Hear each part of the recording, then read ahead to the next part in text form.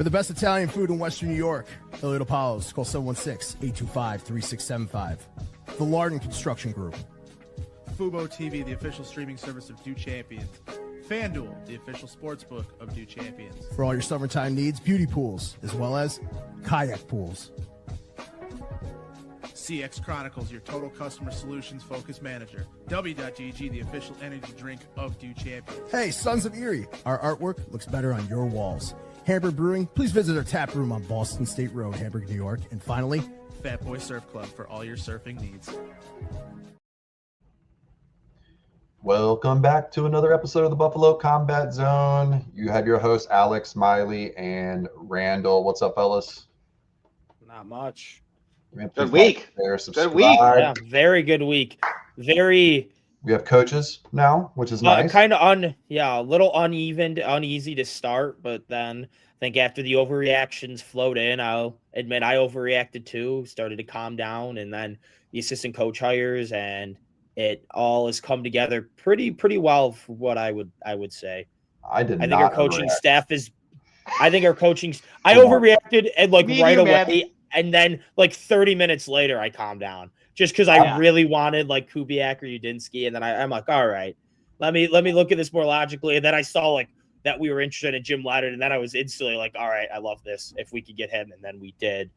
And I think our coaching staff is easily better than it was 2 weeks ago. I think before we fired Sean McDermott, I think our coaching staff's better now than it was before we fired him. As a whole, Ty Dunn had that article this week talking about his interview with Bean and the things he said about it, and I kind of agree. It took a lot more balls to hire Brady than to hire somebody else like Udinski or Steelhouse or wait for Kubiak. Those are things that we would have all cheered on, but he's not interested in our cheers in this. And I think that's fair. I think you should. If he's the best guy for the job, he's the best guy, and he's put together, in my opinion, a really good staff. Jim Leonard, I love that. The special teams coach has a lot of experience. I think special teams really dependent on if your kicker's making kicks, how well your punter's punting, when they grade these things out. If he has a bad unit, he can't really help that. He's got to do the best with what he's working with. He's with the Cardinals. I did see someone who was tweeting out. Apparently, this dude has a very extensive trick play package, a lot of fake punts and fake field goals, stuff like that. I don't want that. Well, as long as it's not DeMar Hamlin taking it on 4th and 4 in the fourth quarter of the divisional round. That was McDermott. Yeah, but I'm fine with a couple of them. Spice up the regular season a little bit more. Maybe not in the playoffs, but you spice it up, and then come playoff time, it's at least something they have to try and prepare for, and it takes their attention off something else. Right. A game we're up by 2 touchdowns against the Jets in the second quarter. Why not have some fun with it? Yeah, I also want to kind of give a rundown before we keep going too. We're going to talk about the coaching search, maybe the kind of things we need to do to our defense to make sure it fits this new 3-4 defense. Who do we see fitting? Who we don't see fitting? Some people who could get cut potentially based on the new scheme change. And then we're going to do a mock draft at the end, 7-round mock draft for the Bills, 3 different ones that we're going to kind of discuss what we do in each position, whether we trade up, when we trade down. Maybe we'll have, one of them will be where we signed a wide receiver in the offseason. Maybe another one we won't. So they're going to play with a couple different ideas. So anyway, I didn't want to cut you off, but what do you think? Go ahead. Did you guys think that Joe Brady dropped Jim Leonard's name in his interview process? It seems like he did. If I had to take a guess, because they both said when Joe Brady went up for his announcement, the announcement one, he legitimately said, he wanted a defense to try and beat the offense instead of what, he didn't say what McDermott does. We all know what McDermott does. McDermott plays his style of defense, figures out what that offense is doing, and then you react to it. Yeah. Joe Brady was like, I want our defense to dictate another team's offense, and we want to beat them. And that's exactly what Jim Leonard said at Wisconsin and everything along those lines. So it's almost like, in my opinion, when they were going through the CEO, he had Jim Leonard's name. He actually said Jim Leonard's name, how Jim Leonard can do it, and things along those lines. I think he probably name dropped a lot of these guys. I think that he probably came in. Here's the difference, I think, and this is the rumor about Udinski, that he didn't come into the interview very prepared, or what we would call prepared, right?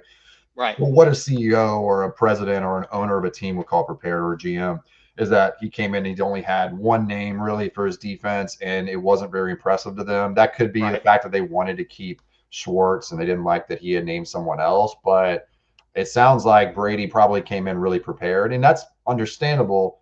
Brady and Kubiak were the two coordinators I felt like could walk in the door and say, I've been doing this for a little while in a couple different places. I've got a name of guys who will come with me, versus a guy like Udinski or Steelhouse. They don't know who's going to come with them. Even LaFleur, like, I guess he could probably poach some people, but these guys from like the Rams and stuff, like they want to stay with McVay, a lot of these people, right? They think that that's a moneymaker for them to be able to move up the ladder. So in a lot of ways, it doesn't really work in their favor. So I think he came in really prepared for it. And honestly, if you look at this is the way I took it when I first said I was positive about it. I was surprised, but when I look at it and I say, hey, look at the full body of work of Brady and put it against Kubiak, you could argue Brady's body of work is better, right? His advanced analytics on how well he grades out in EPA, DVOA, total yards, everything, is better. Now that could be an element of Josh Allen being in play there, right? It's Allen versus Darnold, but we don't really know anything else at the end of the day. In Kubiak, your number one offense in the Saints for like the first 4 weeks or whatever. I don't really count that all that much. That was more of a Derek Carr surprise. I think it's a Kubiak thing, and then everyone got injured. I'm not going to blame him for falling off when they were without their only good offensive linemen, their only good receivers. They were starting rookie Spencer Rattler, and I forgot who else was playing quarterback. Yeah, no, I'm not taking any credit from him. I'm just saying I'm not going to give that as a huge plus. Like, he was number one offense, and there's no way they would have been number one offense if he played the whole 17 weeks. It's just the talent is not good. That's where I fell in love with Kubiak. I think Kubiak's great. I would have loved to have him as well, to be clear. Like, in the offseason, when I saw he made the switch to Seattle, I mean, I didn't think Seattle was going to be this good, but I had them as like a preseason surprise to make the playoffs. People are kind of writing him off. And a big part of it was like, I think Kubiak's going to have this offense a lot better than people think. And then I was a big proponent of Mike McDonald. I've been on since that. I'm like, the fact that he was able to get this performance out of Derek Carr and this inept offensive talent, I'm like, this is pretty impressive. He was, and so that's when I started really liking Kubiak, and then this year I was pounding for him to be our new head coach all season long. So I think too, like Josh McDaniels has the same thing with a Kubiak, in my opinion. He takes a quarterback who is either young or not as talented. I think that Darnold and May are both very talented. Don't get me wrong, but I think he gives them guardrails and says, "These are the rules we stick to. If you do these things, we'll be successful. Don't step outside the box. When they give you a free lane to run up the middle, go May," right? He does it every single time you give him a free lane. He creates chaos. They're playing zone. He's not quite as good. He doesn't make quite the same level of throws when they are playing zone, but when it's man-to-man, he takes his shots. And I think that those are all like good things for quarterbacks who are super disciplined as well, And his wide receivers that'll be the big catch everything this year. That's true. Well, that'll be the big difference that we see coming into this year is the wide receiver change, and then what Joe Brady's going to do as a head coach, offensive-minded head coach rather than an offensive coordinator. Because when it comes down to it, the vertical game and what he did with getting Carmichael and things along those lines, for real. Carmichael and the vertical game, I mean, it will be what Joe Brady can dial up now while it goes down. Carmichael will do a great job at taking over the offense during the week and making a playbook. Close. There you go. That's close enough. It's Bills, I guess. But it's got the cross. It's fine. It's close enough. You can't find this hat anymore. Good luck. Yeah, that is a dope hat. I will give you that. When I had it, I was like, oh, it's my favorite hat already. Black. But but I mean, what Carmichael is going to get in his playbook, and then how they collaborate after the 15 design plays, because I think they're going to be able to do those 15 design plays beautifully between Carmichael and Brady. How they work together to adjust and consistently attack the vertical game as a new unit, offensive unit, and what they do along those lines, I think is the big thing for Joe Brady. Yeah, I think having experience is huge on the offensive side, because Brady's going to be calling plays, but this is his first time being a head coach. And he's actually the youngest coach in the NFL. I didn't realize that. Right. He's going to be the youngest guy next year. So being a rookie head coach and them wanting the more CEO type out of him, even though he's calling plays, he's got so much on the other areas of the field, like the other parts of the team, that he has to worry about. that I think it's a very good thing that he has an experienced guy that he's worked with before and he can trust his game plan. Someone who is a 15-year OC without calling plays. That's how Carmichael was in the Saints. One thing I will say, though, is the 1 year Carmichael did get to call plays as soon as Sean Payton left was awful. So I don't want Carmichael calling plays at all. I saw some graph and he was like so dead last that like if you took him off the graph, it would have completely shifted everyone. Like he was really, really bad that 1 year when he called plays. But I think as an experienced game planner, I think it works really well with Joe Brady. And that's why I like the hire. I get people wanting like a young innovator, but he already did that on the defensive side of the ball. Basically, all the guys we're bringing back are younger kind of innovative, maybe haven't been, this is like the highest level they've made it. And the coaching tree is like, we brought some people from college. Yeah, they maybe have coached here before, but like, or a DC, first time he's been an NFL DC. So it's like, there's a lot more inexperience on the offense or the defensive side of the ball. So I get why Brady is like, I want an experienced guy as our OC that I can work with so I can trust him and put more focus on making sure the other parts of the team are a well-oiled machine. Yeah, I think that. Go ahead, Randall. No, you can go. I was gonna say, I think part of it too with McDermott, one of his main faults, I think I tweeted this out earlier, is like I felt like he's a controller in a lot of ways, right? Like he didn't want to give up too much control of his defense in a lot of ways. As soon as it went south, he jumps in, which the problem is he didn't pick the right coordinators to be able to handle the defense without his input. And I think that Brady is going to be much better at delegating tasks to his team and trusting them. And they're going to feel that because Brady has a more of a warming kind of feel to his style. He's aggressive, but you're not going to worry what he's thinking all the time. Right. And then with Carmichael, I love the fit because he's not going to call plays. You need an older guy who's going to have a stabilizing force in the offensive room that can help teach more so than calling plays on the fly. He knows the system Brady wants to run. Brady is our offensive, innovative young mind, right? Now, you could argue he's maybe not as innovative as some of these other guys. I don't know. We don't know that, though, right? We don't know if LaFleur is really innovative. We just know he works under McVay. Same thing with Shieldhouse. We know Kubiak's relatively innovative, but he's not doing anything like outside the box much different than what Brady does either.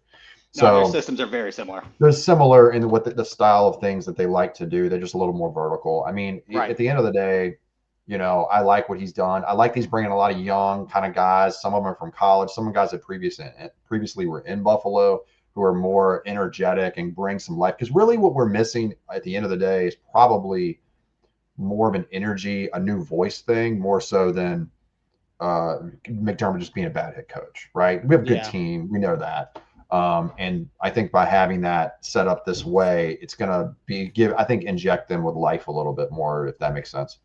No, I definitely agree. And that's the thing where you kind of notice how he did the veteran presence on the offensive side, because now he's going to have to be more on the defensive side. So the offense really at this point in this offseason just needs to be stabilized and increased, while the defense is a full revamp. And I like how they did that with the newer, younger guys and the college guys, because realistically this offseason, it's kind of going to have to be along the lines of defense, what do you want? And then we have defense, what do you need? We'll give it to you. And then offense, here's what we have. How are you going to work with it, sort of thing. So as much as I believe in this offseason that we're going to, I'm kind of already out on the rumors of trading 2 firsts for Justin Jefferson, trading like crazy high, because we can't afford to bring Jim Leonhard in as a defensive coordinator and not give him what he needs in this offseason for him to fail. Because if we just are like, hey, status quo, like we're going to draft these guys, we're going to draft, you develop and enter in your system, that's just not going to work. We're going to have to go to Jim Leonhard now and be like, hey, look at this free agent pool. Who do you want out of there so you can implement your system with veterans that already know how to play in the NFL, a la, I'm not surprised if we get 2 Denver Broncos or 3 Denver Broncos, or people that he played with at Wisconsin, coach at Wisconsin, like stuff like that. I would be surprised if he just gets his guys in free agency, so then we could still draft and develop some defense guys, but he needs to be able to implement his system without having to worry about 20-year-olds taking a starting role immediately. And there's the transition. Well, I was Let's just gonna move have into one. that. I just wanted to add one more piece on Joe Brady that I don't think I've really seen anyone Okay. talk about. Everyone always complains about like the wide receiver screens on third down, like, oh, we're gonna see a lot more wide receiver screens on third down. When it's been reported that a lot of times he'd have a play call and then he'd have a built-in wide receiver screen that Allen would check to. Probably if he doesn't like the look for the play, you check to the screen, you get a few yards for the See what plan to happens. go for it on fourth down. Yeah. We would do that, and then McDermott would just punt. Joe Brady is now the guy who's calling for those situations. I expect him to be a lot more aggressive to go for it on fourth down, which it's someone, if you have Josh Allen as your quarterback, when it's like 4th and 3 or less, you should be extremely even 4th and 4, 4th and 5, there should be a thought, but 4th and 3 or less, it should be almost an automatic go for it every time. Obviously, like you're on 20-yard line or you're winning. There's certain times where it doesn't make sense, but it should be almost an automatic. You go for it. And I think there was a lot of times where Brady would have the built-in screens to set up for that, wanting to go for it. McDermott would just punt, and then there's the drive killed, and all the fans are just annoyed. Oh, we just called a screen and ruined the drive, when I don't think that was the plan. And I think there's going to be more camaraderie with that. He's going to call more plays, knowing if he'll want to go for it on these fourth down situations and kind of put ourselves in those situations to have the drives be sustained.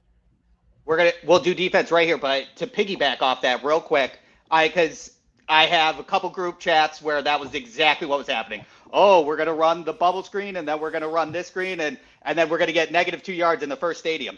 So I was like, okay, well that's pissing me off. Run wide receiver screen on our first drive at the new stadium. I don't care if we lose 5 yards. It will be the funniest thing ever. It really would. It really. But I went back and checked. Broncos game, 5 screens in that game. Jacksonville, 5 screens in that game. Browns, 1 screen. New England, 4 screens. That's not the second half of the year was not that bad. It's just everybody just wants to remember like the Falcons game or when it was super predictable. We kind of knew that Joe Brady held some plays, which he shouldn't do as much next year as he did this year. But it's clearly obviously in the second half he had an agenda and he did it successfully. Yes. And I think if you look at before we get to the defensive breakdown real quick, I think we're being a little nitpicky too. Like I'm 90% happy the way Brady runs his offense, right? Right. I wish we ran the ball a little less, maybe a little less in the screen pass department. Overall, he leans into the strengths of the football team. He's a good adjuster at halftime. He's always been really good at that. Maybe the best I've seen in the league of just making halftime adjustments and then coming out and being different based on what he's seen. I think a lot of the problem is that the weaponry that we have in the passing game just isn't that good, and he's having to do things that he knows will work when it's time to do something, And then when it's a desperation, he just relies on Josh to make a play. So, all right, let's talk about the defense and who you see as being a good fit for the defense and where you see them fitting in this defense, because it's going to be completely different. And let's kind of discuss that in back and forth, because I think we might have some differing of opinions on this, on who fits where and who's a good fit and who's not. So thoughts on that, Randall, if you want to kick it off. Sure. Yeah, I mean, I obviously, a lot of people are talking about 3-4 to 4-3. Obviously, the base is going to be that 3-4, so we'll talk about that. But he also does love to run nickel. He did it in Wisconsin a lot, and he loves to do a nickel. So we still will see that nickel. So that question is, where's Taron Johnson and things along those lines. And a quick nitpick, like something that I noticed is we did hire, as we talked about, Jay Valai. I hope it's Valai or Valai, whichever one.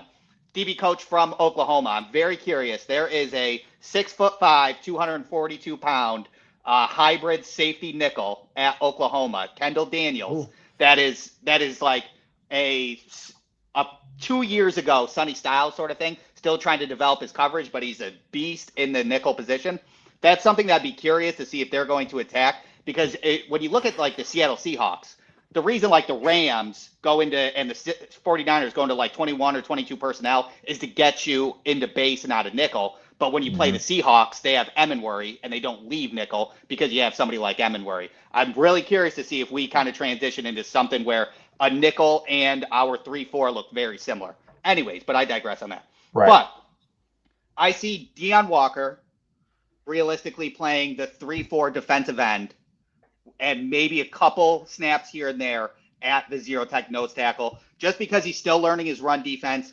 I think he's better. I think his attributes are better as a 3-4 defensive end. Sitting at the 4-eye, he's big enough to take on tackles head on. He can take on two gaps, but also be able to penetrate. So I think he works best at 3-4 DN. Ed Oliver is an interesting one. I think he's talented enough to also be the 3-4 DN. And then while Deion Walker moonlights at zero tech, Ed Oliver can almost moonlight as an outside linebacker or an outside 9 wide. If he's blitzing and come through. He can do it. Yeah. I know that he comes in with power, but I'm saying moonlight. So when Jim Leonard wants to do multiples and versatile alignments, you're moving people around to kind of creep you out, sort of thing. Yeah. TJ Sanders is a tough one. He can't go out wide. We saw what he does standing up on the outside of tackles, but I don't know how well he's going to do standing up at tackles as well. His strength is not that great to go up and 4-eye. So I'm super curious what they're going to do with TJ Sanders. He's a penetrator, so he could get there. It's either 4-eye, or in my opinion, he doesn't really fit. Yeah. So you're going to have to put him there and hope it works. You don't want to put him at 5. You don't want to put him at the opposite side in the 5 tech. Because typically on one side it's like a 5, the other side's like a 4-eye, and then you have a 0. But that's more like 5. You're more contained. Like that's kind of great. Like you can put a Rousseau there and things along those lines. Yeah. Like he's not great at setting an edge or even standing up and anchoring. No. So it's almost like you have to put him at. It's almost like you have to put him at 4-eye sort of thing. So then maybe he can win through his speed and hand fighting, and hopefully he develops. That's a super interesting one. I'm not sure how that's going to work on that side, to be honest with you. Once Michael Hoyt is healthy, he's going to thrive in this system. He is an outside linebacker all day. He can do all the things, probably. Right. I don't know how much he's going to thrive next year, though, just because of coming off the Achilles. Of course. Yeah. But 2027, I could easily see I could see a double-digit sack year out of him, 100%. 27. That's why it sucks. If he was healthy right now. Right. If he was healthy, we'd probably be in the Super Bowl. Bingo. If he was healthy, he would have been in the Super Bowl. McDermott would still be our coach. Yeah. And then Landon Jackson, I personally would package him for DJ Moore for the Chicago Bears. To be honest with you, they need a young pass rusher because their defense is average, and they need somebody on the other side. Would you beef him up and put him right behind Greg Rousseau? You could, but he needs to gain weight, and that's a process probably for Landon Jackson. I don't know how much he can beef up, sort of thing, but he's got to add weight if you put him there. Outside linebacker, he's too stiff to cover. His hips are way too stiff to even drop back at all. I think he is the duck looking outside in to that defensive line, and I don't think he really fits. And then we need somebody better than Javon Sullivan. And I think Sanders too is my problem with Sanders is that, I mean, he's not as good at Oliver as any of these things, right? But Oliver isn't really fitting very well in this type of defense either, if we're being honest with ourselves, right? I think Oliver's potential to be traded, in my opinion, just because I think he's too versatile. He seems so like, did you hear his press conference before he came back? And they asked him, he's like, I don't know how many years I've left, all this weird stuff. It felt really like a weird vibe to me. Yeah. And I almost feel like, I mean, regardless of what he can do things, right? Like he's a good football player, but he's still not ideal for this, If he was 20 pounds heavier, we could probably put him on the nose and just call it a day, right? But he's not going to do that. And I do worry about Deion a little bit too. Deion's probably better suited skill-wise to be at the 4-eye, but the problem is that it's still kind of taken away from him a little bit of what, 3 tech is perfect for him, I don't know if he's that effective at the 4. I know he did in college and all this other stuff. Yeah, Kentucky, that's what he was. I think he fits. I do think, which Miley, you can go. I apologize, but I think John Franklin Myers could be a lock for him coming to Buffalo. Oh yeah, that'll be some fun practices. Yeah, I know. Deion. Right? Yeah. Because the best pals. If Jim Leonard needs somebody that he's familiar with on the defensive line, so we'll talk about the linebackers too, because Leo Chenal and stuff like that. But defensive line, I think he'll really want somebody that he knows the system well, what Jim Leonhard wants to run, and that is pending free agent John Franklin Myers. Yeah. So Or- for Go me, ahead. if I'm looking at the defensive line, obviously Michael Hoyt's like the most easiest fit ever. That's like a match Sure. made in heaven.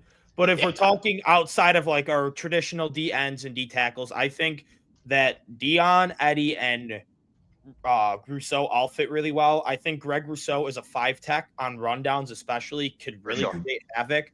Yeah. I was Eric from Cover One. He posted like a clip or whatever from the Texans game where we kind of were running like a little. He looked good there.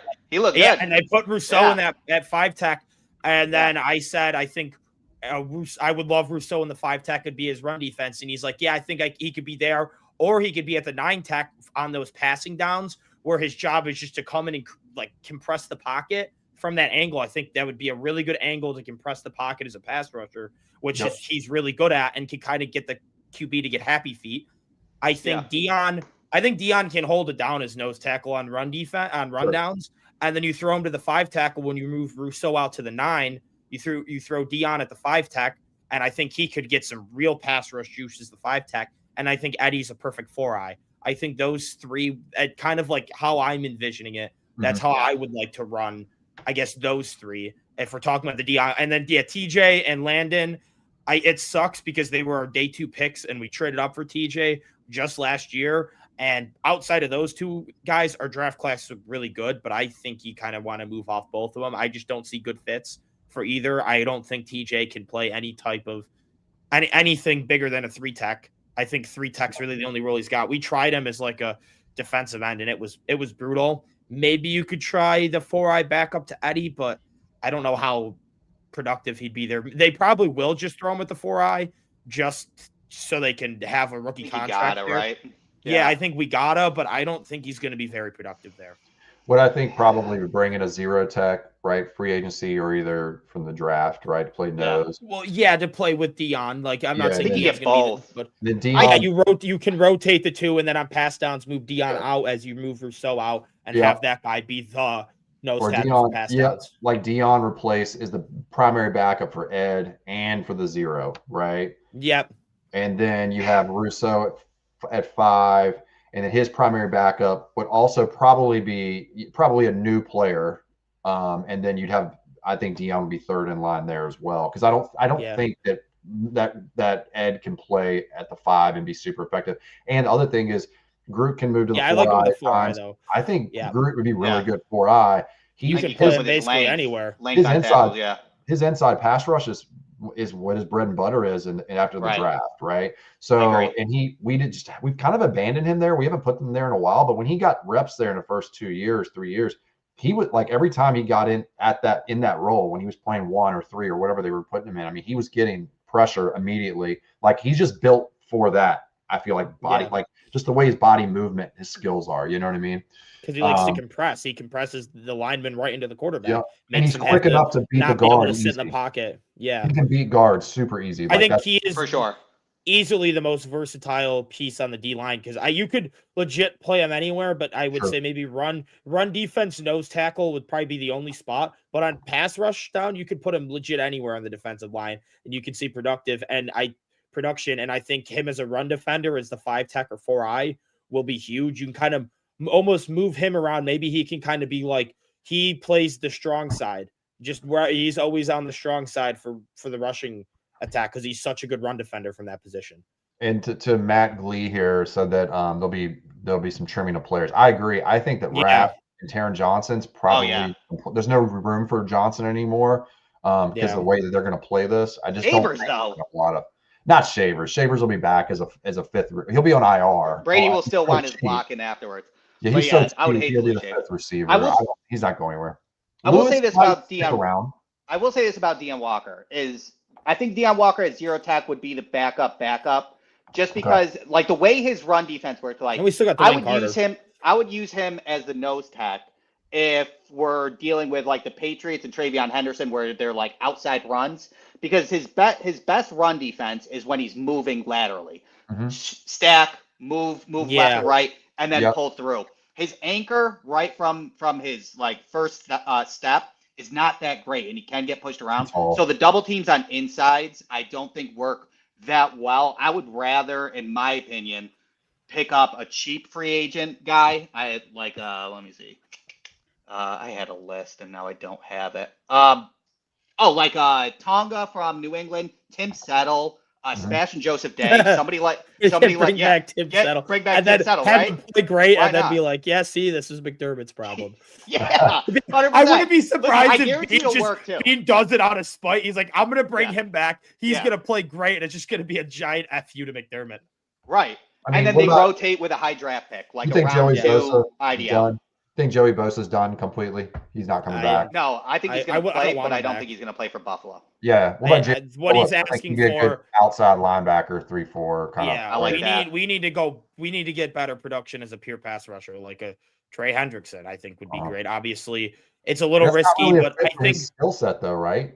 Yeah, It's really not built But- for a 3-4. he has dropped back and covered, but that is rough. But I mean, I was looking at like Alex we Anzalone. sign him I just be think a pass rush specialist.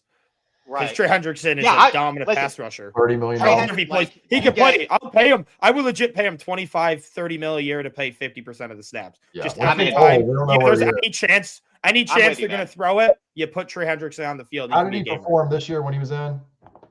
I think it was pretty I think good. he had like only 5 or 6 sacks, but I only think he played 6 or 7 games. Okay. Yeah, he didn't play like he was. I think he only played till like week So- 7 I'll pull or it up. something, and then like they kind of just shut him down for the year. I think if they maybe went on a run and they were They're- competitive, they might have played Yeah. him at the end of the season. But it was like, all right, the I season's over, and I think He they doesn't have want to be shut here down. anymore. I Let's just- actually yeah. think so. I actually think the defensive line is. We need another addition or two, right? That just to fill it in. But I think Yeah, McDermott's idea about defensive ends and penetrating defensive tackles kind of works when it transitions to a 3-4. Like I think Rousseau is much better suited as a 3-4 For sure. end than a 4-3 end. yeah, because you can Deion play him so many Walker- different spots. Deion Walker can do like what he did in college, like where you were saying, Randall. I don't Yeah. think this is crazy. I think we need to get in a real true nose. Don't get me wrong, maybe 2, Yeah. or a big 3 tech that can handle it on down to down basis. But I think mainly the problems can be a lot of linebackers. We just don't have those type of dogs on the linebacker. I think Terrell Bernard might Correct. be better at an inside linebacker 3-4. As a well, like the well inside. Yeah, so I was like- blitzing Yeah. Will. That's exactly what Yeah. it should be. Yeah, like Yeah. just let him blitz because he's good at that, right? He did that in college. That's kind of what I wasn't sure about the pick when we originally did it back 3-4 years ago because it just didn't. Exactly seem what like he a did great it fit. in Baylor. He's a Yeah, yeah. playmaker. He's a playmaker, Exactly. just not He's a- super he's a missile. consistent. So Right. a yeah, I missile. think Jim Leonard will be able to aim that missile in the right direction a lot better than McDermott. What about Especially if you take some responsibilities off of his plate so he can kind of just be a heat-seeking missile because he is a playmaker. He can get And- picks. He's got a good peanut punch. He can get Yeah. sacks. Like he can just make plays. I think Right. He's Dorian just not Williams. super consistent. Dorian Williams can back him up and do similar stuff, right? He's kind of like that The as blitzing well. Sam. And then we're going to need another middle linebacker. He's not a next good blitzer month. though. Yeah, well, I know, but he feels. He's but really like, good against the run, though. Yeah, I he's Very a good great against the tackler. run. But then he's not a good blitzer. He's just not. He's But then not a if good we- blitzer. But if we bring in Leo Chanel, that kind of Leo Chanel's just a better version of Dorian Williams almost. Right, but then And you I would do just that, I'd have Dorian as a backup. and then Yeah, he's a good Andreessen- special that's what I'm teamer 'cause saying. he can Dorian tackle. would be the backup to Yeah. the position. He would not Yeah. be a full time starter. Well, until Bernard gets injured in like week 3. And then he's Right. Bingo. Bingo. Yeah, backup linebackers play like 50% of the year anyways in Buffalo. and then we're going to have another Shaq. middle linebacker too, right? I would So- love to bring back Shaq Shaq Thompson. and then draft a guy. Or yeah, Shaq, and then Andreessen Bingo. actually fits relatively well in that 3-4 middle Yes, he does. linebacker. He really does. So I think that area can be fixed with maybe one body, probably one I think- extra body, in addition to what we already have. I think but I would Go say ahead. the linebackers. I would probably want 6 of them. I would say you sign 2 veterans and you or draft a a guy 6. probably day 2, unless Sure. unless like a Sonny Styles falls for some reason and Yeah. you're sitting at pick 18 and he's available and you're like, all right, Sure. you just make Sure. that trade for someone of that caliber. Yeah. What about outside linebacker? What are you feeling about that? That's going to be more of a traditional mid-tier, like a tweener end, like a Jalen Phillips type. Is there anybody else out there you like from the draft? There is even? Jalen Phillips. That's what I'm saying. Yeah, TJ Watt, there's- if the Steelers want to trade him, but I don't see that happening. Yeah, it's Um, not happening. Yeah, let me pull it up. I mean, one of my guys for day 2 that would fit really well is Joshua Josephs from Tennessee. Okay. 6'3", 240, crazy length. His measurables haven't come out yet, but he'll have probably close to 34, 35-inch arms. But he is, for 240, surprisingly one of the best 240-pound run defenders out there. And then he brings good juice to the running game. That would be somebody that's really good.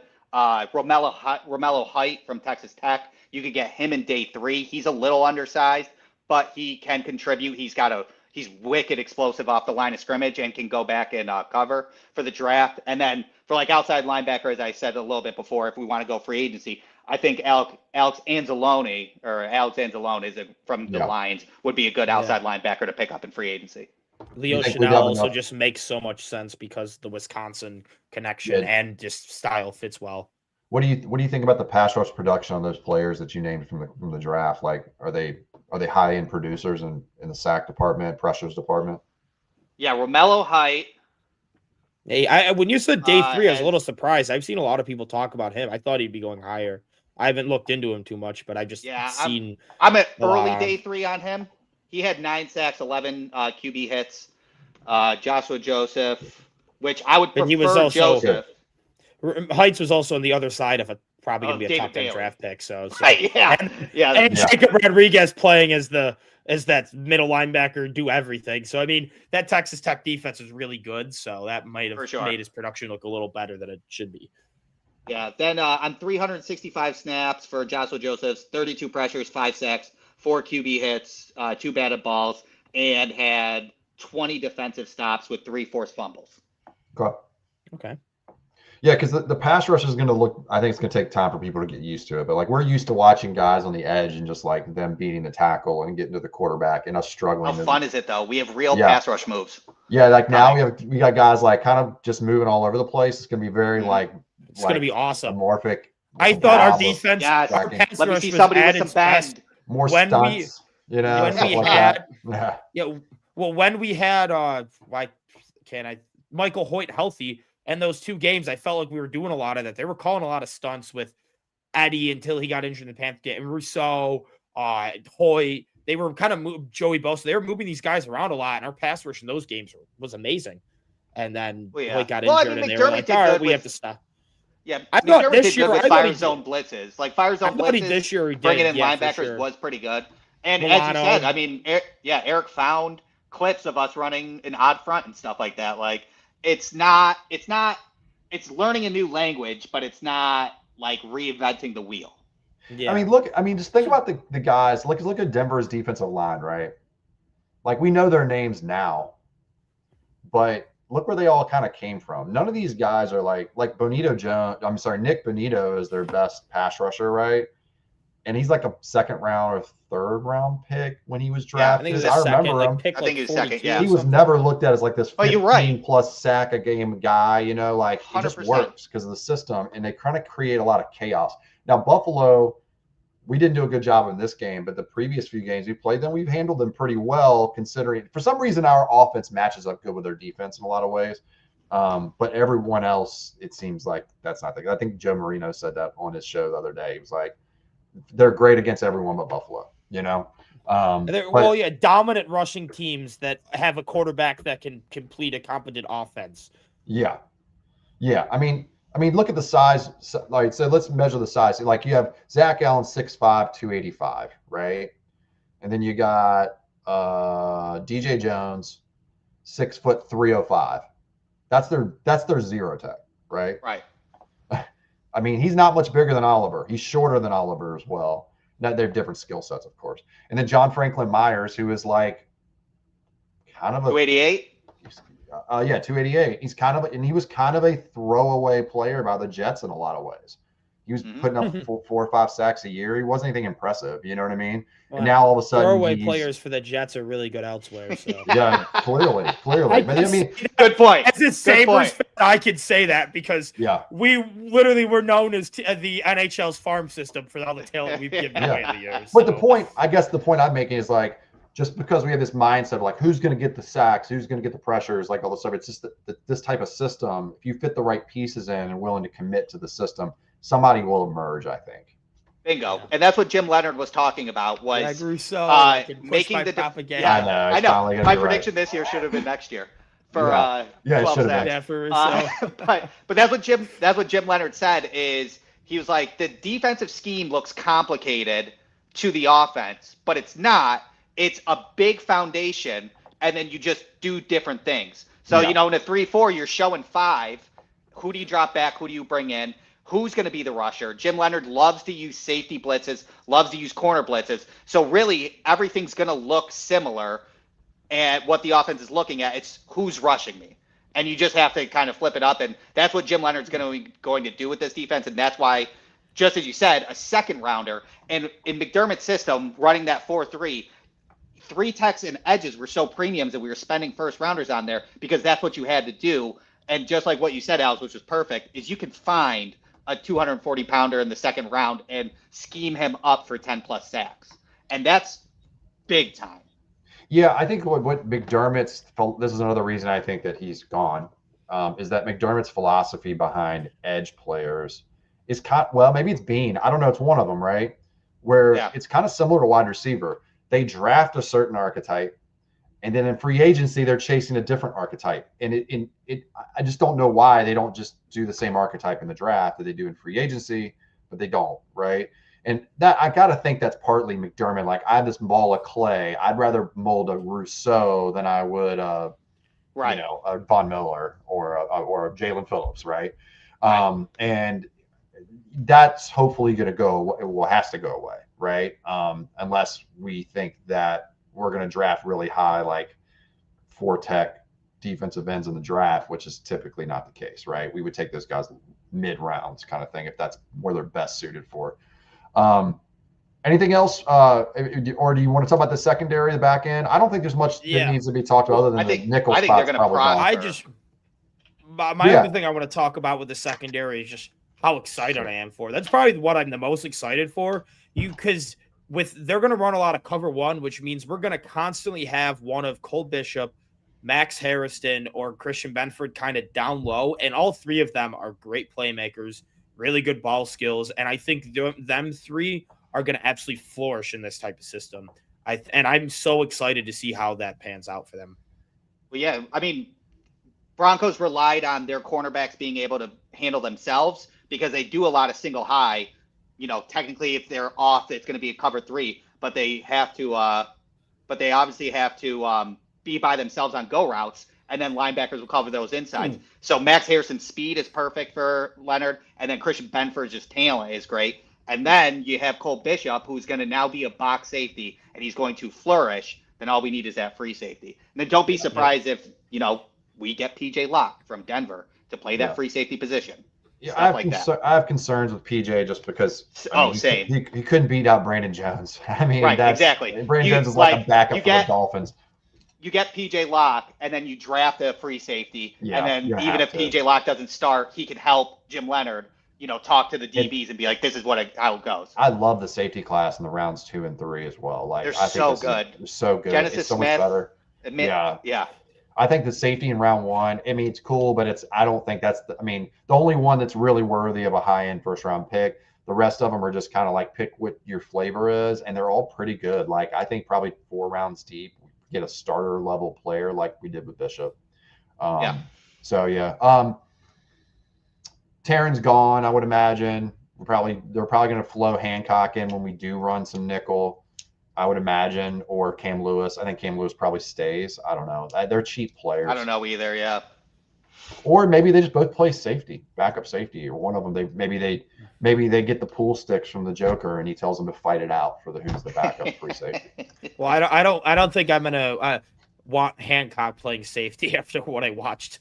I think that we have to give a little bit of grace. He could be our dime package with a backup nickel and then dime. Because they also play a lot. Hancock's potential, but that was rough last year. It was rough when he got thrown into the fire. But at the end of the day, man, I just think that we got to see what he does. I think he has the potential to be good still. We just have to give him a little time to get his feet. We always knew he'd be a little bit of a project, Right. I don't have faith in him either. I think Nickel's probably a better spot, but his athleticism is why we drafted him. Yeah, absolutely. Yeah, he's 4'4" guy, get big and fast for the DB It's position. hard. Hits hard, attacks the football. And he's probably better suited as a strong safety as well. For sure. So maybe he fills in and takes Bishop's backup job, instead of Hamlin, Yeah. So, Love that. all right, you want to get into the mock draft? Yeah. Yeah, let's get it in. Let's do this. While you're pulling it up, I was doing math to figure out like what we would attack in free agency and what's affordable, because everybody's a little Alec nervous Pierce. about cap and whatnot. If we were just to sit on the defensive side in free agency, once we start hitting it, we could get a defensive tackle, $9 million a year with a $4 million cap hit, a nose tackle with a $3 million cap hit, a linebacker with a $3.5 million cap hit, 2 edges for a $4 million cap, or 1 edge for a $4 million cap hit, and a safety for a $3 million cap hit at $17.5 million cap hit. And that's not even going for big game hunting and a restructure. So if you want to if like we talked about Trey Hendrickson, if you want to get him for 25, you can make that down to a 10 million. We're sitting at 27.5 million cap with getting Trey Hendrickson and 1, 2, 3, 4, 5 different defensemen. And then Miley, how much could we restructure? We could restructure a lot because there's Allen, there's Spencer Brown, there's Ed Oliver, there's Greg Rousseau. You could probably, as aggressive as you want to be, you can restructure. I think there's probably like $50-60 million sitting there in restructures. It's just how much do you want to kick the can down the road? Like, I'm only doing those restructures if you're getting players. You don't just restructure to restructure. So that's why I don't see those restructuring. We're not going to walk into free agency with all this money because the restructures aren't going to be happening until it's like, all right, we're about to sign Alec Pierce. Okay, Allen Brown, you're restructuring. There's the money to afford Alec Pierce. Oh, we want Trey Hendrickson, Ed Oliver, Greg Rousseau. There's your restructures so we can afford these guys. I think Kevin Massera, is that how you say Massera? Yeah, Massera. Massacre. Yeah. That's what I always think of when I say Kevin Same. Massacre. He posted a video earlier today breaking it down, and he freed up like $70 million for this year. I saw the tweet on that. Yeah, and then next year be 27, but the year after is like 133, which means a lot of players' contracts are being gone. Up, things like that, right? Like but 133 million is plenty of money to fill in the roster, no problem, right? Well, we could fill the defensive free agency without a problem, without much of an issue. And that's what people don't realize when you talk about the cap too. Like everybody's like, "Oh, you're paying your quarterback." Well, the good news is that you can keep restructuring your quarterback every single year, and then just extend him, and then just extend him. And when you have a quarterback who really wants to be here, as long as you don't have like a Deshaun Watson. Well, I guess he wants to be there now; he's getting paid. But like as long as you have a Josh or a Pat or somebody like that, and somebody who's not Lamar, right? Because I don't think Lamar has really any true allegiance to Baltimore at the end of the day. I think he would probably dip if he felt disrespected or disgruntled again in some way. Even if I think he's being a little bit of a baby, but I think that I think part of the reason Harbaugh's not there is because of him. Or Burrow could eventually force his way out. Like Burrow's another one, right? Absolutely. He might not continue to do it. Like Allen and Pat Mahomes seem to be guys who are like fine with a small market, fine with being, like just keep. Well, Allen also is already big market enough due to the fact that he's dating a. He's already Hollywood. He's from California. He prefers a small town too. So I think it's part of just his DNA. Yeah, growing up in the small town. I don't think Mahomes grew up in Texas. So yeah, and I think Lubbock. Yeah. Or something like that. I don't think he grew up in like I don't think he grew up in like a Dallas or. I mean, just look at Mahomes. I'm not mistaken. Lubbock is like the college, and that's it. Oh, maybe that's what it is. Yeah. What college is Lubbock? Texas Tech, right? That is Texas Tech. Oh, so that's why he went there as the hometown. Yeah. I think so. Okay, that makes sense. And he married his high school sweetheart. Like he's clearly grounded. You know what I mean? Yeah. We may not like her or like him very much, just for she's kind of annoying, and he's he beats us all the time. But they seem like good people overall, like generally speaking. Anyway, let's move on from the pettiness. Yeah, exactly. All right, we're gonna pop it off. Let's go. I'm gonna pause it. We're at pick 13. Any interest in moving up this high or no? No, probably too soon. At this point. We're going to do a bunch of scenarios, by the way, everybody. So it's not just like one thing. Who is like available? Because really, the only people inside that I trade in the top 20 for would be Tyson, Lemon, Styles, or I wouldn't do that for Lemon at all. I know you guys don't. I wouldn't do it for Lemon at all either. Thank you. God, I know don't you guys understand don't it. like Lemon, but I love Lemon. I just think just- he's a dog. He's a dog, but He's he's a not college like dog. He's a college top dog. 10 first round think pick. Debatable he's NFL someone- dog. I think he's someone that, yeah, he might not He reminds me typically of- win on the outside, but He you reminds me can, of he Josh just Reed. wins. He reminds me of Josh Reed, who played for Buffalo years ago, who won the He just Biletnikoff reminds me Award. of someone Remember you Josh can just Reed? scheme Yeah, I remember. Like his that. open style, and he right? can just He's a- win and get open, and no matter what, he's a playmaker and he's gonna make plays. He's kind I of like think a he's little. just gonna If fit he was somewhere great. 6'1" or 6'2", he would be Yeah. a blue collar chip player for me. Different. But he's not. His See, eye pointing the ball against NFL dogs on a constant basis. And he's just he's It's not going not to run gonna that work fast. I think he's going to run like he takes mid, bad high hits 4.5s. too. Like I love that he's fearless, but man, some of those cuts in the NFL is gonna break a leg. Yeah. All right, Yeah, you anyway, say Josh enough Reed. I think trashing. that's more like Andre Reed. No, he's nowhere. Andre was so good at just his routes were so crisp. He would get the ball down the field. I don't see a lot of down the field stuff from Lemon in general. I mean, that's just I don't know. Unless it's improv. I agree, man. Alex, And I'm Reed could very play much on all the over the same. place. I don't think Lemon yeah. can. Casey play on the Concepcion, outside. on the other hand, is just Yeah, I would much rather Concepcion. I'd rather have Omar Yeah, no, I Cooper. wouldn't. I'd rather wouldn't. have. I'd I'd rather rather Denzel Boston. Honestly, No, I want anyone but Denzel Boston. I don't Me mind. too. Actually. I've Denzel wanted Denzel him. Boston might be the closest thing that you could get. You could strike gold in T. Higgins and Denzel Boston, But you could I also feel just like have he's- another Keon. He's more of a bully ball player. or you could than do those that. guys. Yes. And I think he's got more too yak. scarred. All right, we're not going to trade up. We're just going to let it roll. Yeah, not this one. Oh, much. Concepcion's Oh. gone right in front That's all of us. right. Okay, so let me get this to the point where it's visible. Well, TJ visible. Parker does not work, No. and I wouldn't say 260. He wouldn't Yeah. work as an edge Not a that we're looking perfect at. But fit. there is a conversation to have about talking about edges and that. Yeah, that's my take too. TJ Parker, to me, just doing a little bit more research on edge guys, he'd be more of your 4-3 to traditional DN. I don't know if he can handle being an outside linebacker, and I don't think he's stout enough personally to fill in that 5 or 4 tech against the run. I don't know. What are your I thoughts? also don't want to fall for the Senior Bowl hype. I love TJ Parker. I know. I think he's a second rounder. I don't think that his Senior Bowl tape should warrant him to get back in the first. Messidor's another one. Oh, he's Messidor's like 25, right? He's pretty He old. is. Trade back He's a scenario. dog. He is a dog, but he's old. I don't know if he's perfect. And Yeah, Emmanuel I mean, McNeil Warren, because I'm thinking He's like a we first trade round back talent. and then Mason yeah, Thomas. and I think we too. could Anthony Hill. What, Daniel what do you think of Thieneman. our Mason Thomas? I love our Mason Thomas. So do I. Our- I think he'd be Our good. Mason Thomas is a violent runner, and he closes games out. He gets better as the game goes. His second halves are always better than his first half. He's closed out games by himself. He's closed out Auburn. He closed out Auburn with 2 back-to-back sacks in 2024, and he did the same thing this year and closed out Auburn in back-to-back sacks He's in kinda- the final drive. And He's he kind of is got the Oklahoma. build. Man, he's a dog. He's from That could have some Oklahoma. connection. Yeah. Yeah, connection Right. there, and then also he's built for like a 3-4 outside linebacker, in my opinion. The way he just Yeah, just personally, his body I style. just have no interest drafting any like edges at 26. I just don't Okay. see the value there. I mean, Okay. he would be a trade back candidate. I've heard nothing Yeah. along the lines of him being. Oh a, no. a I first was thinking rounder. like we trade in the second back to the second round or Yeah. something. If we're really in love with him in some way. Let's look at linebacker real quick before we make these decisions real fast. I saw Anthony Hill was available, but He would take the Sam role because he's such a dynamic pass rusher. Anthony Hill is a perfect 3-4 Sam linebacker. He's great against the run, dynamic pass rusher. He would fit really well in Jim Leonard's system.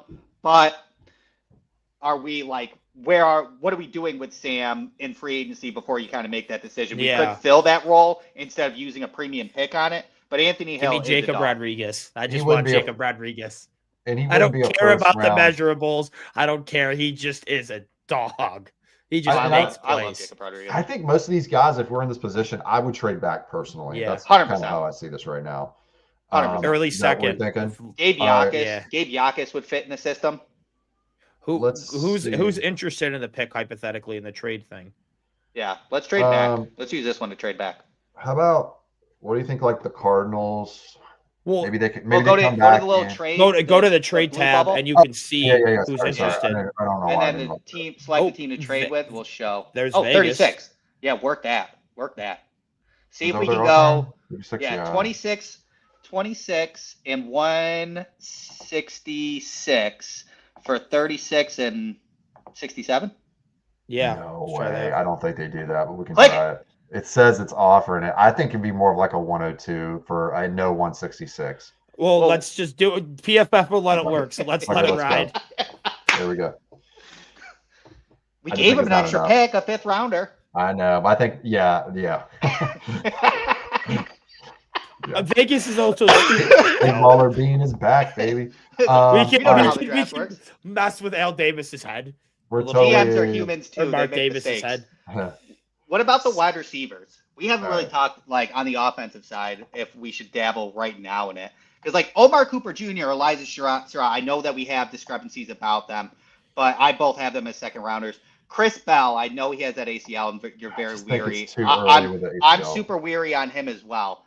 Sure. But he is somebody, again, just like for me, Denzel Boston, you can strike gold in T. Higgins. Chris Bell, you can strike gold in A.J. Brown and Chris Bell. Yeah. Very good chance you can strike And gold with him. on there's that. no way I would take Jeremy Bernard this high. I don't think there's any chance he goes in top. I mean, maybe he does, but I just don't see a lot of dynamism there with his play style or his measurables. Yeah, his route running's not good enough to make up for his explosion. Yeah. He's a solid Kinda- Z receiver. He'd be a Curtis Samuel replacement. He reminds me of like, I know maybe it's the number Ew. 5, but he reminds me of Josh Palmer with less wheels. I Like- don't see that. I just said maybe it's the number 5. Like he's built Yeah. kind of like Palmer. He's Yeah, like, he is you built know, like Palmer. he is doesn't built get down like the Palmer. field at all. He has no 50-yard catches. I think his Yeah. college career. Yeah, because they use him in behind the line of scrimmage motion a lot, and Yeah. use and give him manufactured touches while trying to get him in intermediate. It's like what Khalil Shakir was in like 2022. Your All right. boy Chris Brazel. Yeah, I don't want any parts of him. I would take Omar Cooper if we're being honest, but Whatever. I'd almost rather have a linebacker Well, here. Here is the That's fair. conversation to be had with Josiah Trotter. I don't Who's believe that available he's at at safety. he's at pick 60. I believe that he is more of a mid-second round because people want to use him to develop. He just turned 20 years old as a Yeah. redshirt sophomore, a developmental, very, very good linebacker with NFL bloodlines in Yeah. Trotter. So he would be somebody where Jim Leonard would be like, I can take him. He's your linebacker for the next 9 to 10 years once he's developed. Yeah, man. If this was the board right now, I mean, what do you guys What do you think? think about? What are Well, your- what is available at safety? okay. I want to get a free safety I would early. take- Like, Halsey. Mm. Kamari Ramsey, but I think it's too early. I think we can get him later, Yeah. obviously. Ramsey's too much like Bishop. Yeah. Let's see. Where'd all the safeties go? They They all get got taken in, right like- force. Yeah, Zakee Thieneman went, Wheatley. and then Emmanuel McKinney. Genesis Smith is Smith, 104. I think he's gonna be like higher he's not than a that. first rounder. Yeah.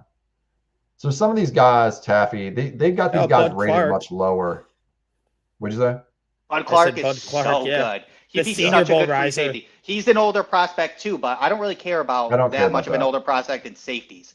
Yeah, neither do And I. safety's all about intelligence. He's been in the college game for a while. He is a true single high safety, super intelligent dude. Don't you think he's more of a third round grade though? Or Oh, late? absolutely. I'm I'm not not taking saying- him now. Yeah, I I'm wouldn't take him out. thinking we just go with like what is that, Surratt or Cooper, whoever you I like. Let's go- which, let's my go vote's Cooper. Cooper. Go My vote Cooper would for be you, Cooper. buddy. Yeah, We'll and go you know we're Cooper. gonna get a bad grade because PFF ratings suck. So 57 is really low. The worse grade, the Hey, better. if you get a bad grade by PFF, that might actually be a good thing. Yeah, any interest in moving up in this part of the draft? We got that extra pick. Who's available? Mm. Can we look at the players? Yeah. Oh shit. Not really. No. I don't think Uh, so. well, go- Can you flop out of this and no? Yeah. I don't think so. Wait. Yeah, if we you go can always- back, let's see if. Our Mason's Uh, gone. No, I would ride it out. Right. Yeah, let's just write write it it. out. I feel like going to these trades is like because PFF's user interface, it's pretty good and everything. But when you do that, you have to know like who's available, who you're really targeting. Yeah. Otherwise, you Right. can't get off the screen, which kind of sucks. This is a good conversation to be had between Josiah Trotter and Joshua Josephs. I think that's Okay. interesting in itself. Joseph seems to I- be the typical pressure, lots of pressure, no sack kind of guy. Yeah, Greg Rousseau. but also great run defense as that outside linebacker. Yeah. Greg And Rousseau. decent size. He's he's a different player than Greg Rousseau. Yeah, I different guess. player. Yeah. He's small. Yeah, Much just all smaller. the things you were saying, it was just like, oh, that's It Greg feels Rousseau. like Greg That's Rousseau, Greg yeah, it Rousseau. Right. Oh, Or Trotter, who would be, at this point in the draft, like this is kind of where you take maybe a little swing on upside with pass rushers because you don't want to draft a Boogie Basham, a safe pick. He's not going to have any Right. much ceiling. But if you're going to take a guy you actually see as like remember TJ Watt went late first round. Most of the time you don't get great pass rushers in the late first round, but he ended up developing being awesome. Benito Jones the same way. Not Benito Jones, Nick Benito, same exact way. I think in the second round, like take a swing on a guy who I think has upside, who's young like a Josiah Trotter. That'd be my choice personally. that could work. I don't love the safeties available right now. I don't so either. I think Not where we Yeah. are. What Yeah. else are we looking? What about? Let's look at defensive tackle real quick. Oh yeah, we should check that. But I think round 3 with the 2 round 3 picks we have, We got there could be a little bit better they're value. kind of picked over at this point. Daryl Jackson is not a 0 tech. He's more of a gigantic human in a 3 tech body, So like Deion Walker. like Deion Walker. Correct. I'm just kind of scouting him in advance here. What about Skylar Gill Howard? Too No. small. Nope. Yeah, no. If only there was like anyone Halton's under. Grayson Halton's only- a 3 tech and a 4-3. Okay. If only All we right. could like filter it out by size and just be like any Yeah. D tackle under. We'll We'll keep going down a Just little bit. Oh yeah, I guess you're at Yeah. 150. See what else they got because their grading Yeah. sucks. So Yeah, Albert Regis, Tim Keenan's early day 3. Okay. Albert Regis, same thing. Cole Brever's mid. Damn, this David board Okay's is going back to not school. following how I like it at all. all right, let's. Xavier Harris, man, Xavier Harris. If there's one regime that's like, okay, I'll take character concerns and I'm going to throw them out the window. That might be the one guy that you could get like midday 3, and if he does not get arrested, best pick ever. If he is doesn't get arrested, He's a monster. It's bad. Like he ran away. I believe he ran away from the cops once while doing donuts in a parking lot. He ran and drove his car into a building as well. Bad So he news just there. sounds like he likes to have, Bad have a news fun there. time. But So- Let's talk about Jacob Rodriguez real quick. If you had a choice between Rodriguez, Trotter, and Josephs, who are you going with? Right now, Trotter I think has the upside. yeah, I And- mean, and since none of these guys we're drafting are probably going to be starters day one, I'll take the guy who has a little more upside because I think we're going to at least have capable starters filled out before the draft at linebacker. Just because I think that going into the draft with not a starter is like way too risky. And It's basically hoping that like CJ Allen or Sonny Styles fall where you can trade up and get them, or Yeah. maybe Anthony Hill, but yeah. I'll say this Alex, too. I think it's what you- that pigeonholing you're not- yourself into a round 1 pick. that you're not a fan of. With Jacob Rodriguez, which I'm going to bat for Jacob Rodriguez, but you're drafting him for his intangibles. Yeah.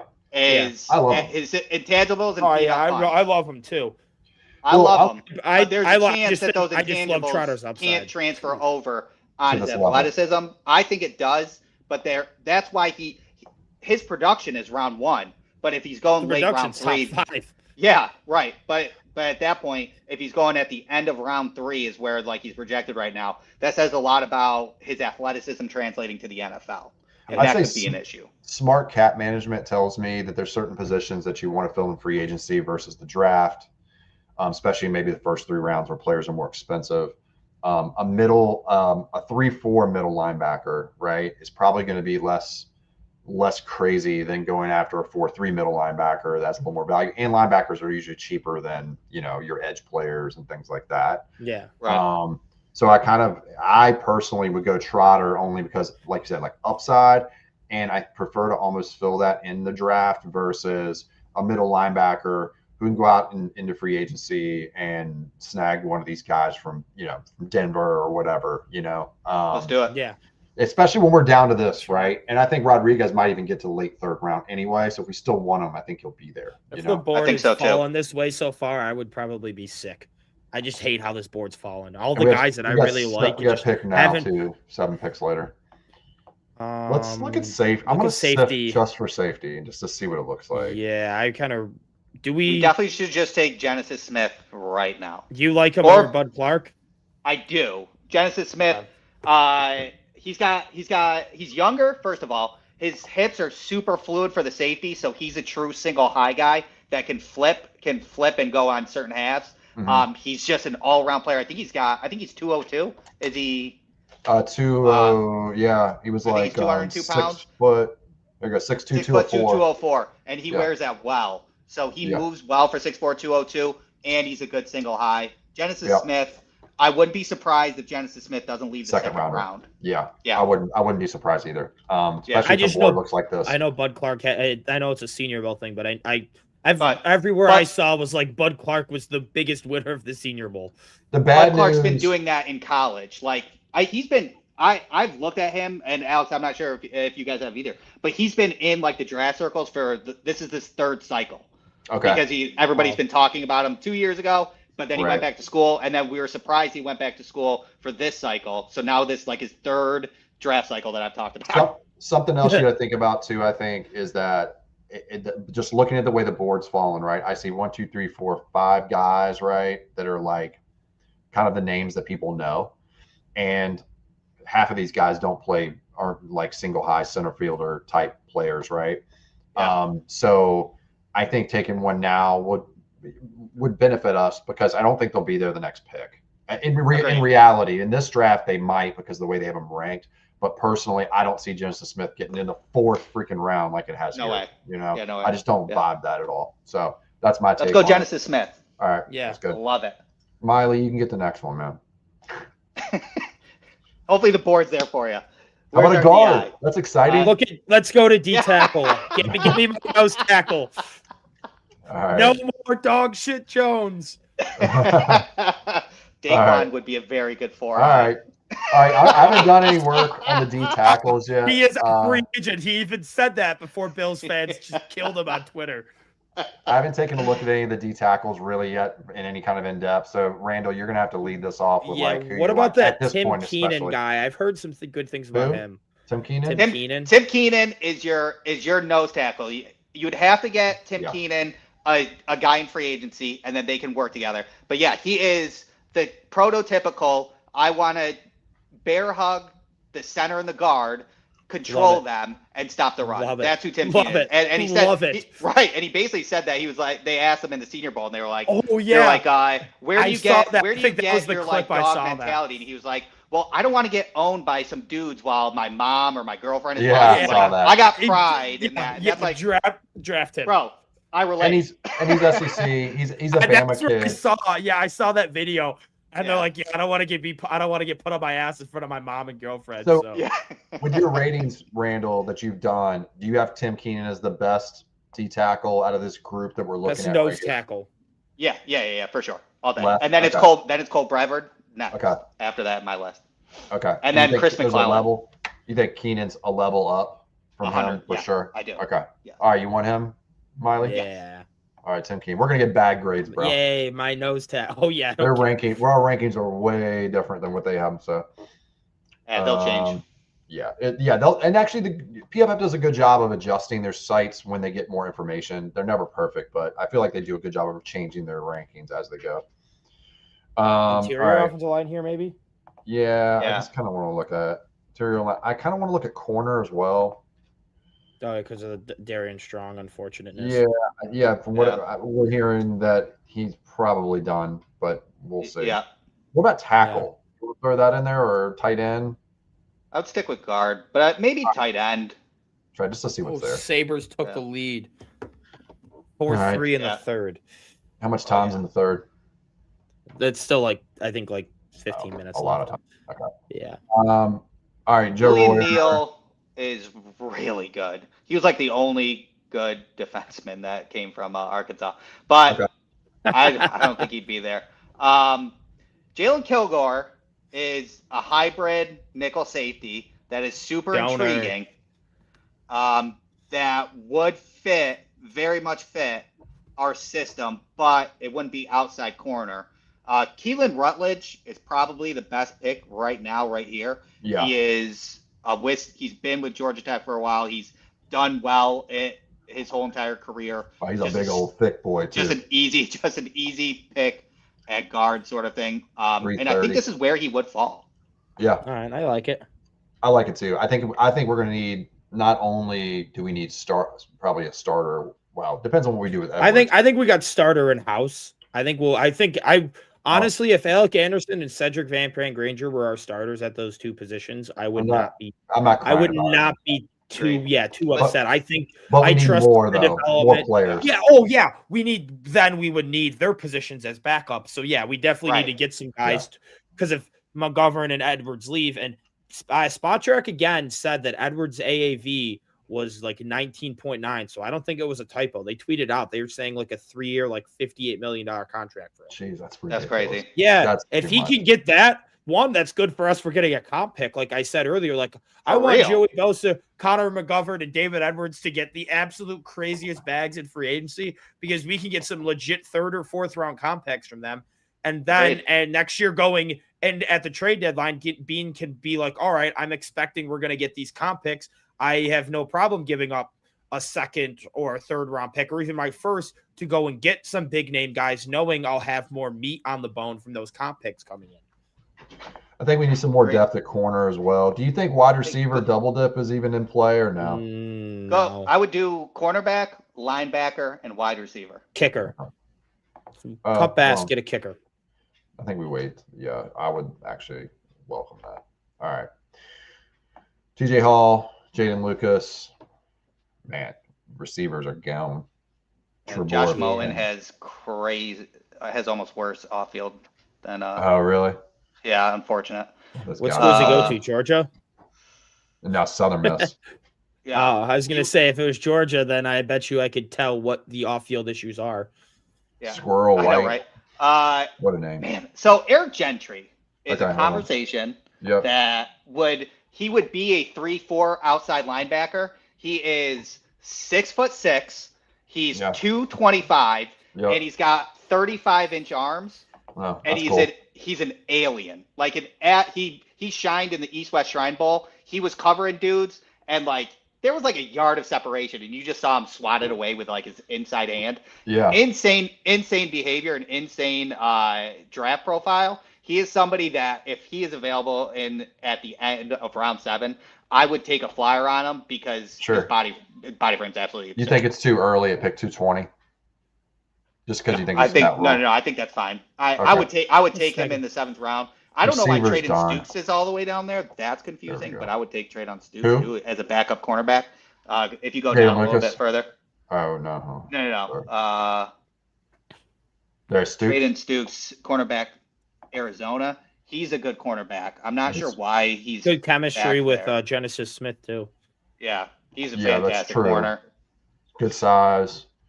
I would take him. I'm not sure why he's there. That's like an easy pick if he were to last there. And then my other one, I think, was a little bit higher out of those 3. Yeah. Just take the easy pick then. Yeah, that's an easy pick. That's like crazy easy. Stukes? Yeah. All right. Yeah. He could be our Dorian Strong. All right, let's get kicker. You want to go kicker? Yeah. This Eli. Let's see. And then we cut B, and then we have, I guess, the kicking competition between Bass and the guy. And if we think they're similar, then we cut Bass, and that's extra money and cap space we have going into the season. Or if Bass ends up looking really good and wins it out, it's not like he's that much saved. But I think having a competition with someone you draft at the end of the 7th round, I think is pretty good. You either save a little bit of cap or you get a motivated Bass. Donovan Spada is a really good kicker. Hey, who else? If you want to go down a little bit. I don't know if that's it. Yeah. Stonehouse, I know, but that's from Syracuse. Go to halfback. There's something that is an interesting conversation. Which I hope AY. If we cut Ty Johnson, I would be pissed. If we were to cut Ty Johnson, Eli Heidenreich from Navy is a dog fullback. He is so good. He has he has I think 400 run blocking snaps. Too. He's got 400 run blocking snaps. He's got like 150 pass blocking snaps. He had 77 targets and like 90 rushes. Incredible. Incredible just Also, the versatile reason person. I don't see us cutting Ty Johnson is because We're not going. Jeez. when did we bring Ty Johnson in? We He- literally brought Ty Johnson in, I think, the week we promoted Joe Brady to offensive coordinator. I think Well- that was like a Joe Brady loves this guy. What if he I missed the agree. playoffs? What if he missed the playoffs because he was snowboarding or skiing or something, and he missed the whole playoffs, and then set the tone off He a had- little bit he- about his He availability. had 51 catches for 941 yards. His yards per route run is 4.75. Then he I can be believe. your That's fullback nuts. instead of Gillian, I guess. But He had no, do not 1,500 get rid of Ty all-purpose yards Johnson. at fullback. Now, as a Yeah. fullback in this offense, he'd How probably be more of a insane- halfback. He's too How small to insane play is he full. though? How That's nuts. like insanely versatile. He's only 206, which Give is me- a little give me a small for a kicker. fullback. He wants a kicker. The kicker's left. No. I don't like the options, but I don't want to get rid of Ty Johnson. I want to make that very clear. I'd like Ty Johnson to stay. Sure. He's just a so prolific halfback that I just wanted to talk about him. you sold me on it a little bit there, actually. So, Yeah. all right. Who would you rather go with here as far as Farron, Stevens, I know or nothing Zapata? about the kickers. I know in the draft, nothing. but Michigan Spada kickers has- have a good Spada- track record in the Spada NFL. has been so. consistently good for the last 2 years. Okay, they don't have any stats on these guys. That's funny. Yeah. All right, let's do it. Great job, PFF. Thanks, PFF, for putting your analysis in here. Yeah, I know how. I love how it's like past like the first round guys, you go for the analysis, and it just says, "Now here's a guy." Now here's a guy. Yeah, I know. They put Exactly. those in like a couple weeks before the actual draft. You guys want to stick to one draft tonight, or you want to do two? Yeah, Yeah, I think this we're- one kind we're a of little went a over. little bit. Well, let's just review Yeah. it. Yeah, we'll Yeah. maybe start a little earlier next Oh, we time. got Let's an talk about it. Atkinson, Eden. Love this draft, by the way. This is I I would don't- like. this is Look at the prime grades they time. gave us. The grades they Yeah, hated it. The PFF hates I this don't- draft. I don't hate the draft, but I don't love it. I think my favorite draft, that mock draft I've done so far, is the one that I did on my Bills account. That I posted earlier, where we were able to trade back to 34, get McNeil, Warren, and still got an extra. Oh, that was a third great out. draft. Basically, Yeah. what we did with the Raiders, I did with the Cardinals instead. Yeah. And that was my favorite mock draft done so far, because we filled in 4 legitimate instant impact guys, got a kicker, and got a developmental edge. But this draft, I don't These hate, are all but, like, impactful guys. I mean, Yeah. other than Trotter, but he's worth the wait, which he could still Yeah. play because linebacker, even backup linebackers play a lot of snaps regardless, because of injury. But I mean, Genesis Smith is like perfect safety. Tim Keenan is what you definitely want. Miley. Keelan Rutledge is a plug and play guard, so he's greatest a backup mentality ready I've to get ever in. seen for a D tackle.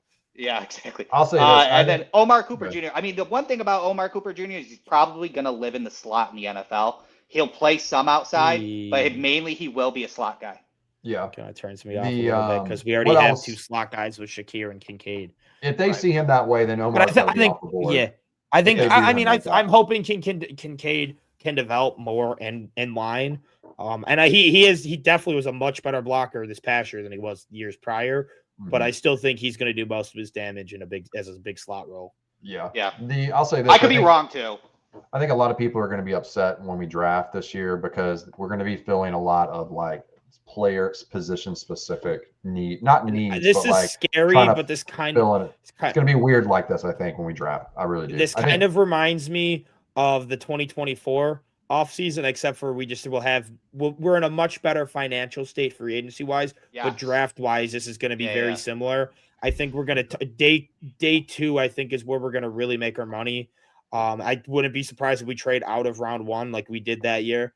Mhm. The reason I'm saying this is scaring me is because in that draft, we've gotten one legitimate impact guy. Granted, Cole Bishop's been looking really, really good, but outside of that, I mean, I guess Ray Davis, all pro kicker and been a decent backup, but like we've gotten Yeah. one starter out of that draft. Granted, the Dwayne Carter was just a little bit of unfortunateness.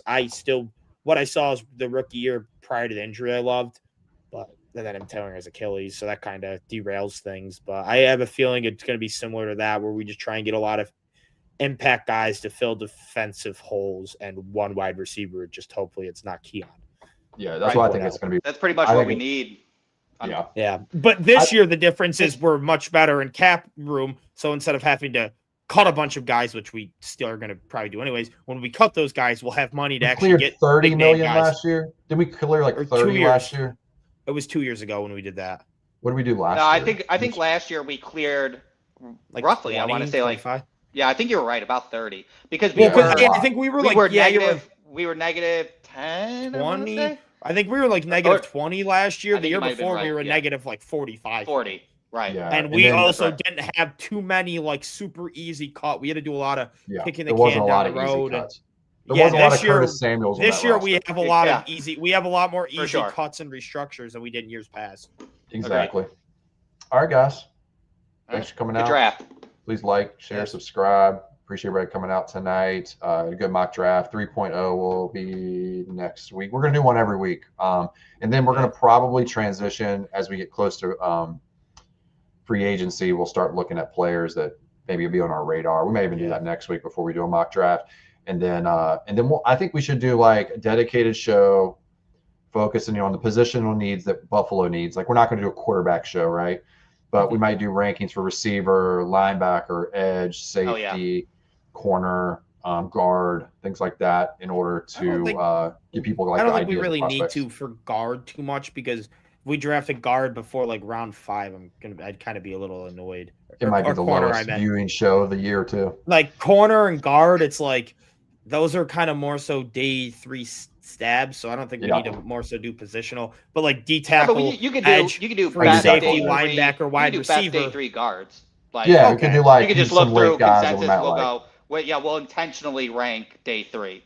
people. Yeah, Yeah. exactly. And then as we Yeah. go, we'll do that, and then maybe we can maybe we'll do like a joined up show with Coast to Coast for a rotational like mock draft where like maybe we all get a pick in the first round or a couple picks in the first round, and we play it that way. We're like, we're not Buffalo to an extent, right? We're actually doing a real mock draft where we actually have Yeah. like maybe 4 teams a piece or something, And we do like 2 or 3 rounds or something, or maybe Yeah, a full maybe. 7 rounds. Yeah.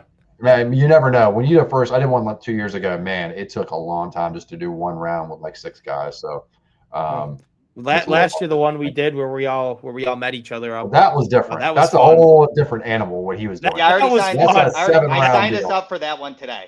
Yeah, By the that's a way. long Is draft. there gonna be any Chris Pauls in this draft? We're gonna be forced to or try and pigeonholes into being taken. No, we will have. No, we won't have. I don't think there'll be anybody but maybe like 2 other guys in our war room. So it'll just probably be like Okay. 5 of us. That's cool. Yeah, and Yeah. we can. I mean, if we want to buy a couple other guys. Where we trade Probably fine, back but- in around 3 to take a wide receiver instead of a linebacker. keep circumventing the linebacker position for receivers. Yeah. So, all right, guys. We'll see you next week.